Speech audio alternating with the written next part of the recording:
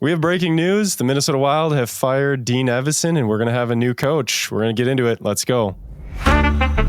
Well, the Wild have dropped 7 straight games. We all kind of felt like this was coming after yesterday losing to Detroit 4-1. Just embarrassing. Today they canceled practice. We knew it might be, some kind of, we talk about Black Friday.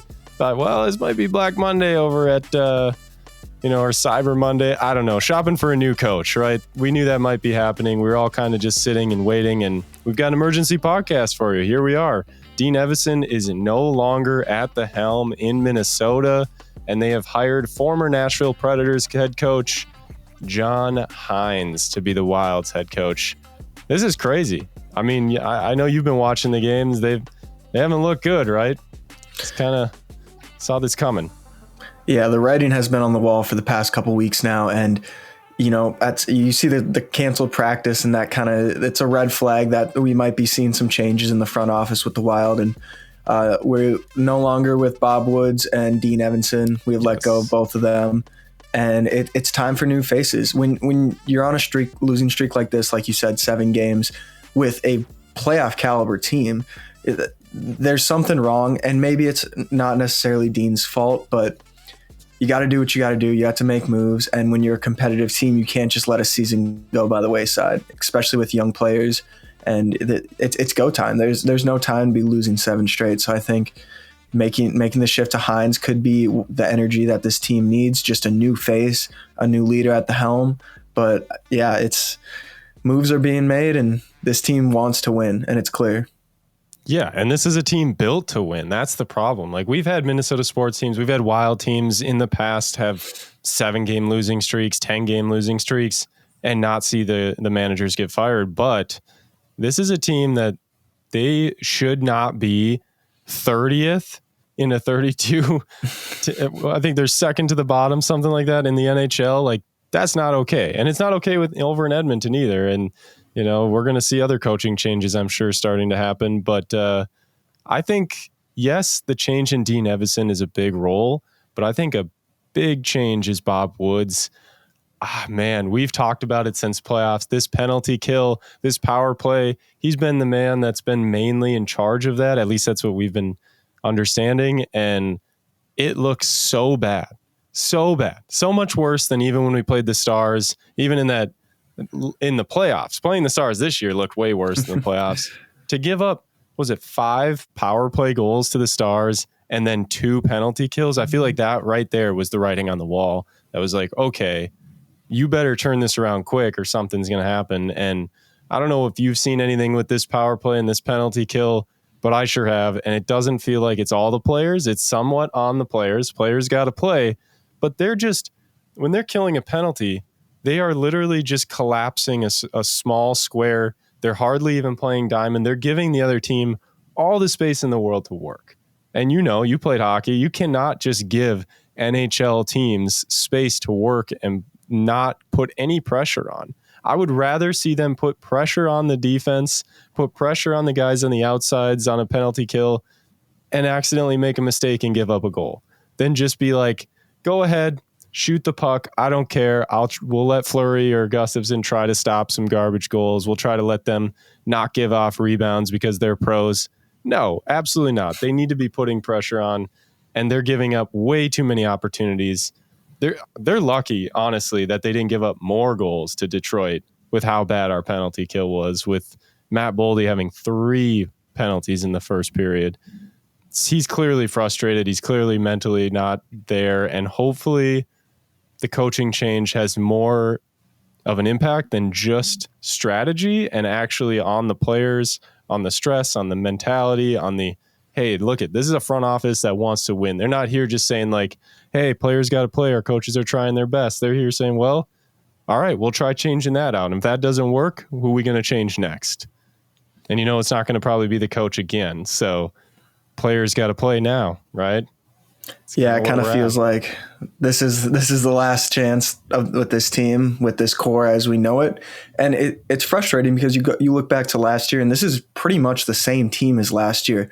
There's a couple new faces in the locker room, but top to bottom, majority of the guys were here last year. So it's very confusing as a fan to look at this and go, why is this happening? We should be a good team. We should be a competitive team. But we just keep dropping these games. And like you brought up, the power play penalty kill, that has just been anemic and just terrible to watch. Feels like anytime we get a penalty and it's like, oh, might as well just chalk another goal for them. Because, it's just been so hard to watch. So hopefully a new game plan, a new mindset up front in the office can kind of right the ship and turn this season around. Because I think it's so early that you can't say this season's lost or over. There's plenty of time to crawl your way back. It will be an uphill battle, but it's not done. We still got a shot at this. And I'm sure there's people watching that are wondering about John Hynes and Googling him and checking out his Wikipedia page. So I won't go through the whole thing because you guys can all do the same thing. But I mean, he's got a history. I mean, he's coached.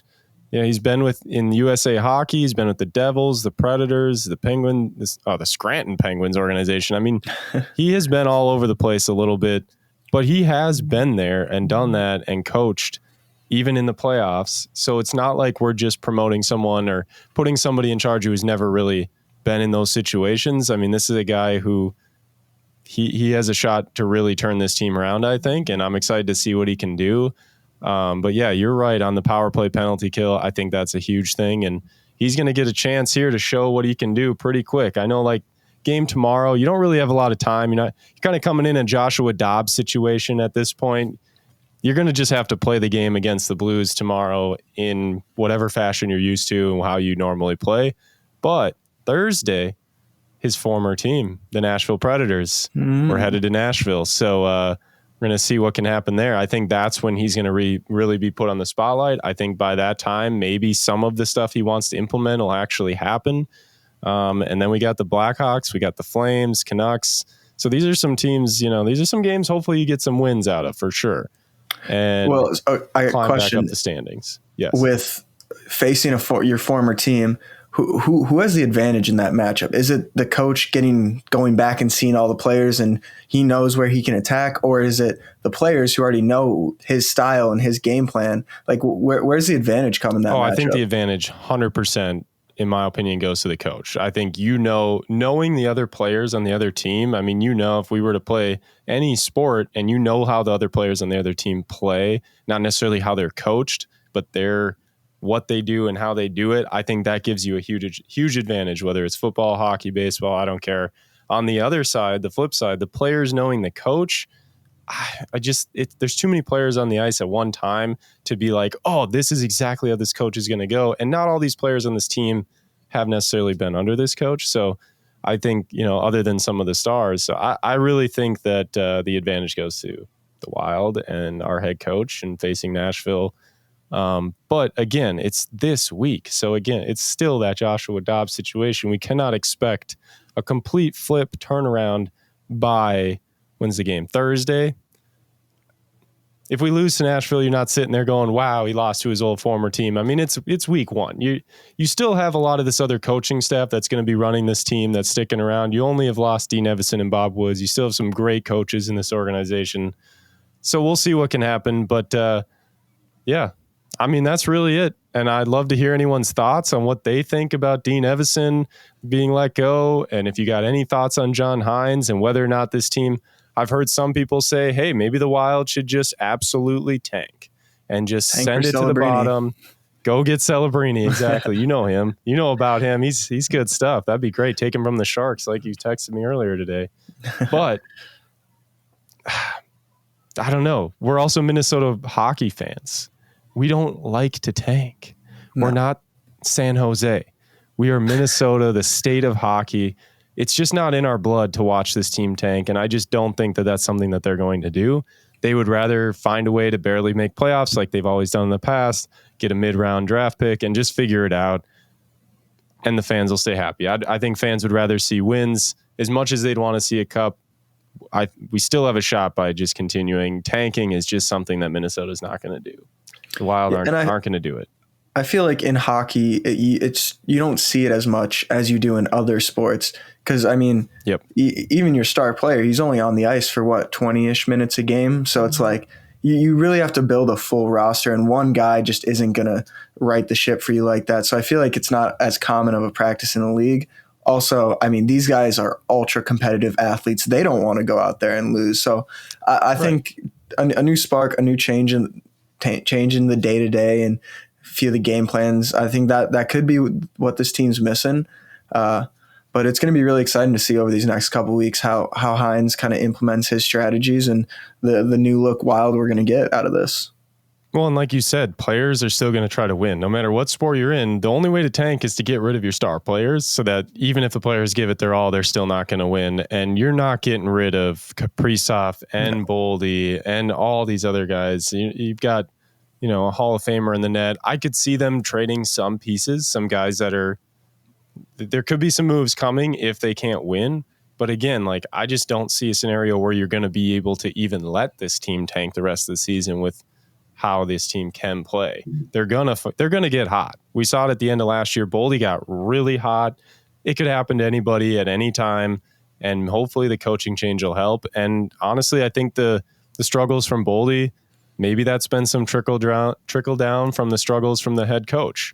So hopefully a new face in the organization is going to help here. I'm excited to see it. Please subscribe to Hot Dish Sports. We're going to be coming out with any other updates and news, and we'll obviously be talking about John Hynes as he starts coaching. Hopefully we'll have a podcast again soon with some wins this time. But yeah, give us a like, give us a subscribe, follow us on Twitter for some more updates, and please, in the comments below, let us know what you think. Let us know what you're feeling about the change, whether you like it, whether you don't. If there's any other changes you think they should make, and we'll talk about it on the next podcast. Till then, go Wild. Till next time.